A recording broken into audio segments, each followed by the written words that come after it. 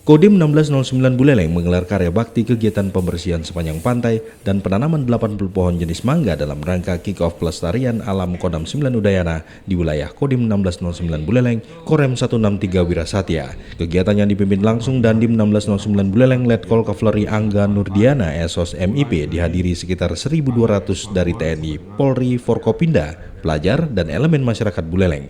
Pembersihan pantai dalam rangka kick-off pelestarian wilayah Kodim 1609 Buleleng merupakan bentuk nyata kepedulian TNI AD terhadap lingkungan dan secara serentak dilaksanakan di seluruh Indonesia.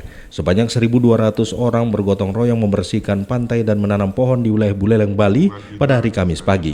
Kegiatan dimulai dengan apel di eks Pelabuhan Buleleng. Dalam apel tersebut, Dandim 1609 Buleleng Letkol Kavaleri Angga Nurdiana SO MIP menyampaikan bahwa kegiatan ini merupakan bentuk kepedulian TNI dan masyarakat terhadap lingkungan. Sekarang sudah masuk musim penghujan ya, musim penghujan yang jelas buangan sampah dari rumah tangga khususnya sampah plastik itu pasti akan terbawa mulai dari hulu sampai dengan hilir. Apalagi wilayah Bali ini kan muaranya di daerah pantai.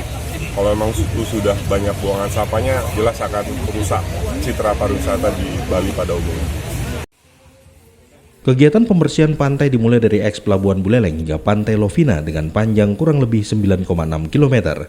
Para peserta membersihkan sampah-sampah yang ada di sepanjang pantai seperti plastik, botol, kertas, dan sampah organik. Sampah-sampah tersebut kemudian dikumpulkan dan diangkut ke tempat pembuangan akhir. Selain membersihkan pantai, kegiatan ini juga diisi dengan penanaman pohon di lahan tidur milik Pemkab Buleleng yang terletak di Kelurahan Banyuasri, Kecamatan Buleleng. Pohon yang ditanam adalah pohon mangga yang diharapkan dapat tumbuh subur dan memberikan manfaat bagi masyarakat.